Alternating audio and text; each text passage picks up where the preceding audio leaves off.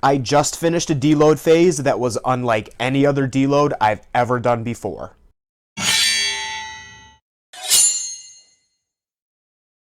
What's going on, guys, and welcome back to the channel. So as mentioned in the beginning of the video, I just finished up a deload phase that was a little bit different than any other deload I have run previously up until this point.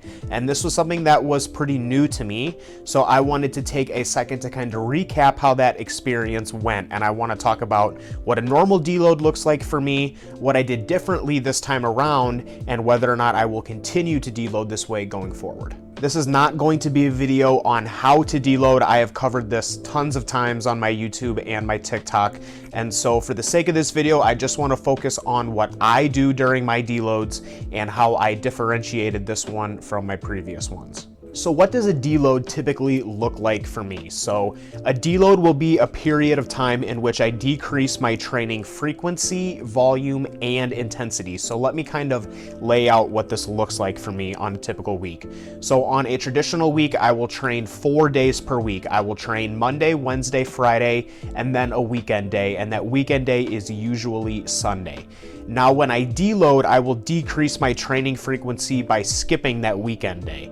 So during a deload week, I will go from training 4 times per week to 3 times per week. So I'll only be training Monday, Wednesday, Friday. Now, during those deload sessions, I will modify my training both in terms of volume and intensity just to help mitigate the fatigue levels that I am accruing during the deload phase. So for example, I will typically cut my volume by around 50 to 66%, just depending on how fatigued and tired I am. And I will typically utilize a reps in reserve approach on the most taxing exercise of the session. So let's say typically I will do 8 sets of quads per week. During a deload week, I will only do 4. And let's say during that one leg session that I do during the week, I leave 1 to 2 reps in reserve on the hack squat because that is the most taxing exercise of the session. So the main thing that I did differently from this deload to all of my other ones is that I extended it into a second week. So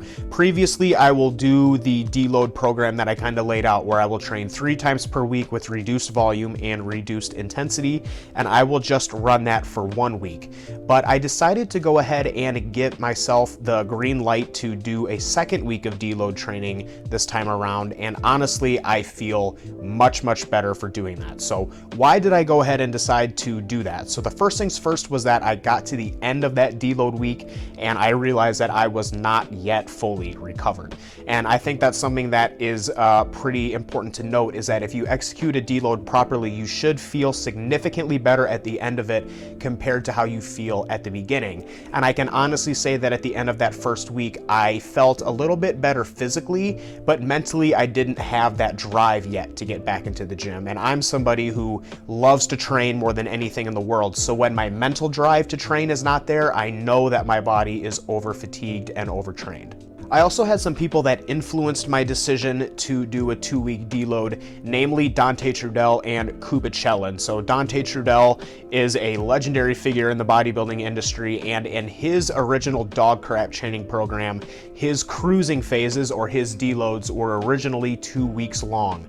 And so that was something that I kind of wanted to give kudos to Dante for, was saying that a deload can be more than 1 week, and oftentimes if you're training hard enough, it needs to be more than 1 week. And so I kind of wanted to entertain that idea and see if that proved to be true for me. And then also Kubicellin is a current active professional bodybuilder who trains with a very similar style of training to myself, and he has been using 2-week deloads pretty regularly recently. And so that just kind of sparked the idea in my head that maybe I could benefit from a second week. So with that in mind, I decided to go ahead and allow myself to do a 2-week deload.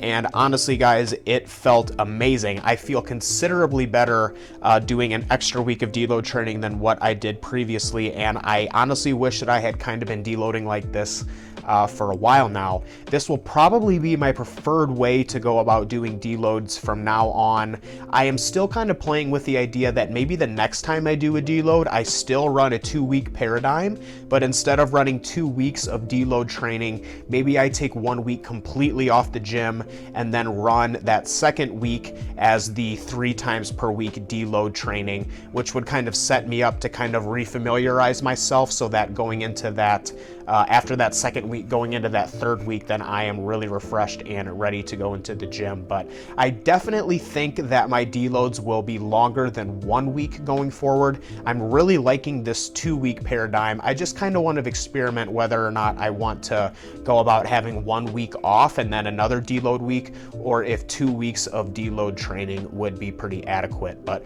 regardless, either way, I'm pretty confident in saying that I'm going to be significantly more recovered with 2 weeks of lower volume training than what I would with 1. And that was kind of one of the things that I wanted to answer for myself going into the second week of deload, which was, would the second week of reduced training make me feel so much better that the progressions that I would be able to take starting off of this new block be much higher? And we're only 2 training sessions into this new block, but those 2 sessions have been absolutely amazing.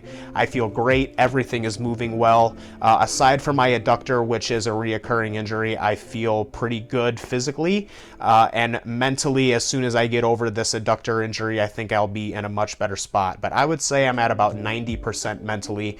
I can pretty much attack everything full throttle right now except for my adductors and my squats, which I really attest to those 2 weeks of deload training, because towards the end of that last training block, I was really tired physically, and mentally I just didn't want to train anymore. And now physically and mentally I feel very refreshed and am ready to kick the shit out of this next training block. If you guys have any questions about deloads and how to structure them, please feel free to leave them in the comments below or hit me with a DM on one of my various social media accounts. Please feel free to also check out all my other social media accounts, which you can find in the description below. As always, guys, thanks for watching and take care of yourselves.